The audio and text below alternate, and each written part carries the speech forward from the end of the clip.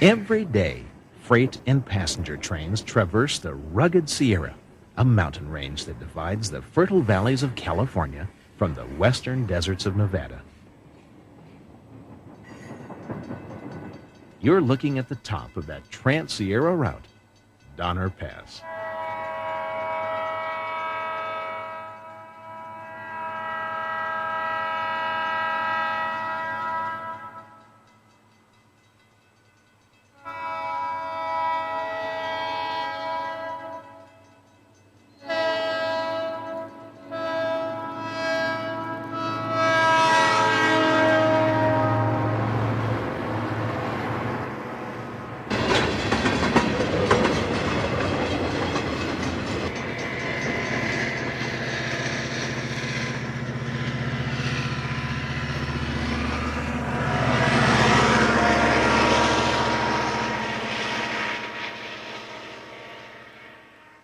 Donner Pass was named after a pioneer wagon train that was trapped in the winter snows of this region in the mid-1800s.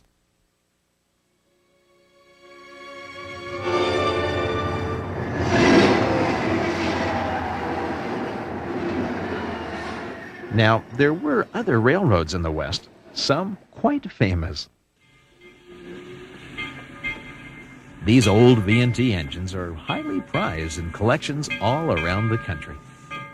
Many were sold off to movie companies, which most likely saved these grand old iron horses from being cut up for scrap metal during the Second World War.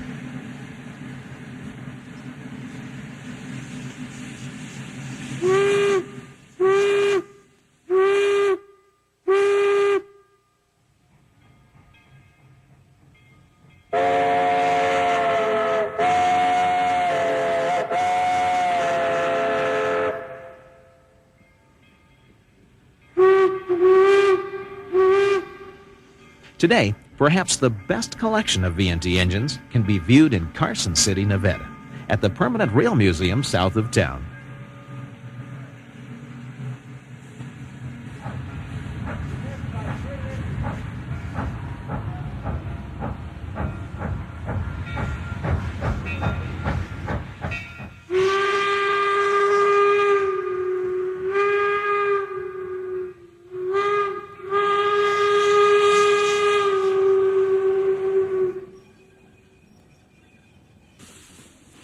This is one of the early V&T engines called the Inyo.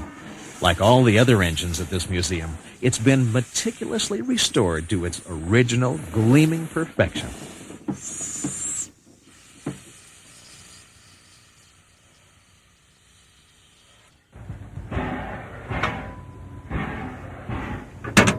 The boiler is wood-fired, and the brass is usually all shined up like Sunday.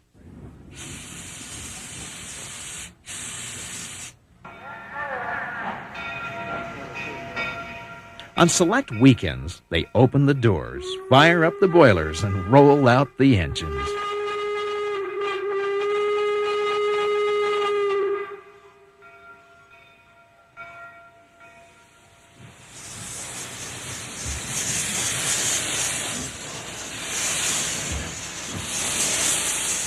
Now, occasionally, the engines pull onto this device that looks like a bridge. Actually, it's a large hand-operated turnstile, sort of like an overgrown merry-go-round for trains.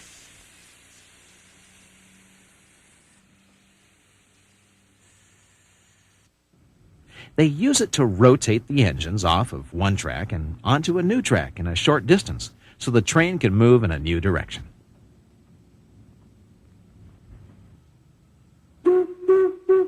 They blow the whistles, clang the bells, and you can take rides on these wonderful old trains in Carson City.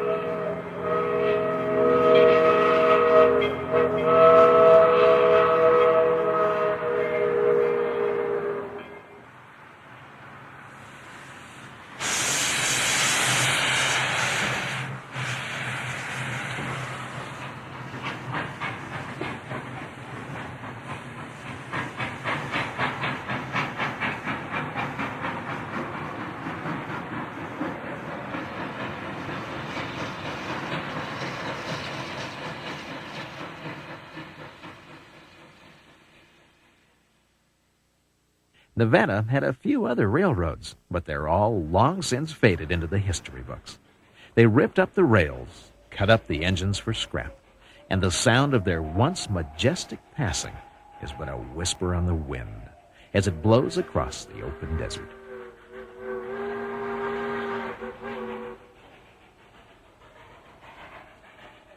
However, something went wrong, wonderfully wrong. You see, there was one Western railroad that miraculously survived. And what a railroad! You are about to discover what experts say is the most complete working example of an early steam railroad anywhere in the United States. The Nevada Northern was built primarily for mining, hauling the copper ore from the pit at Copper Flat to the smelter at McGill, which was 27 miles away. In all, there were 165 miles of rail laid, so the Nevada Northern could connect to the Union Pacific line at Cobre. They needed a fast engine that could go the distance in short order, hauling passengers and freight. So, from Baldwin Locomotive Works came number 40. She was a 4060 engine, weighing in at a petite 75 tons. Can you believe? This engine was actually built for speed. Her main drive wheels were 68 inches high, and rumors have it, she could fly like the wind.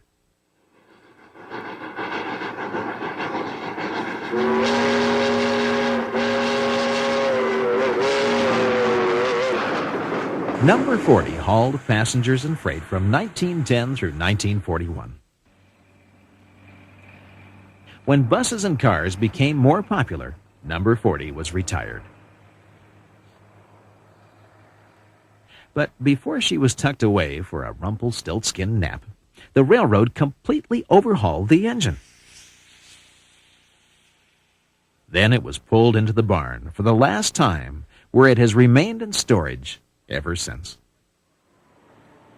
When the price of copper declined sharply, the mines and eventually the railroad were closed.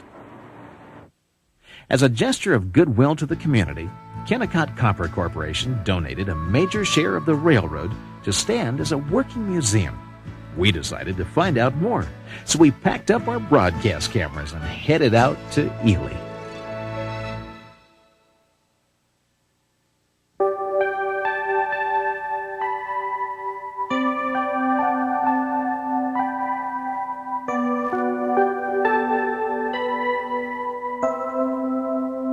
We got to the yard early on a spring morning before sunrise. We poked around the shops to find out what makes an old railroad, and here's what we discovered.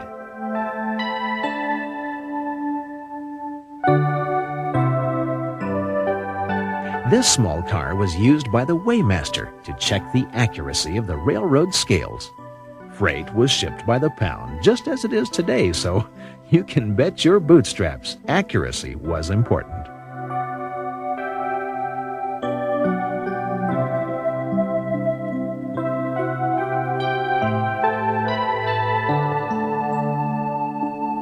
Inside the old shops, everything was just as it had been the day the railroad closed.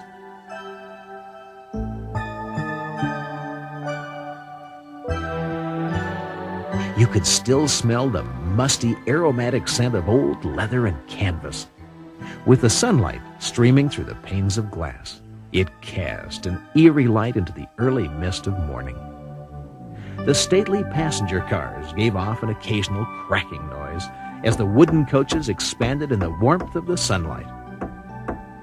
There were smoking cars for the gentlemen and non-smoking cars for the ladies, thank you.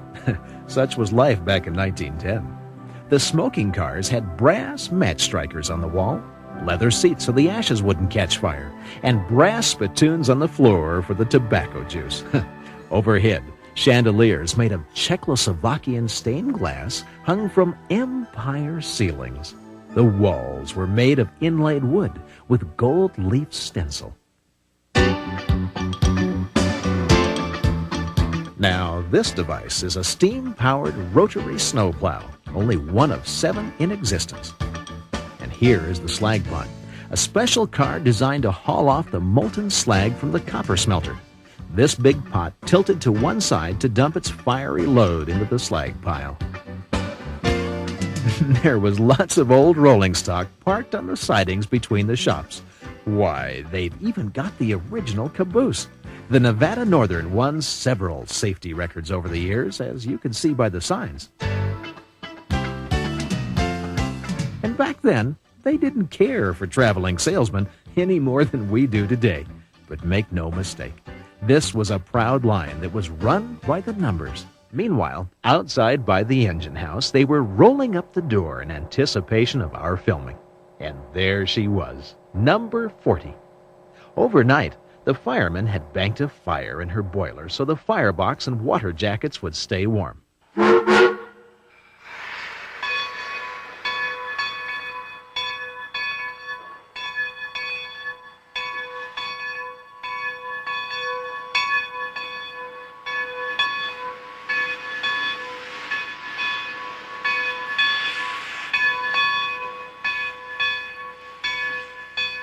There was just enough pressure in the boiler to bring her out the door.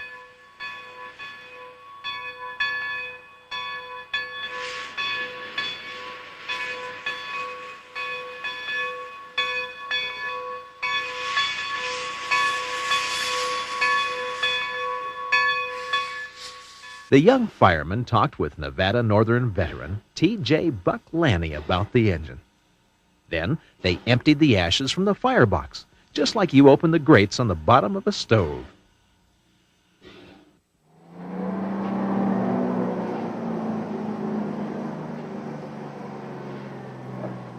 Meanwhile, a front-end loader started putting coal into the tender. It wasn't as quaint as the old coal chute, but at least it worked. Of course, it was pretty plain to see old Buck wasn't real sure about that big Michigan loader so close to his 78-year-old steam engine. Front-end loaders. Shoot, this ain't no way to run a railroad.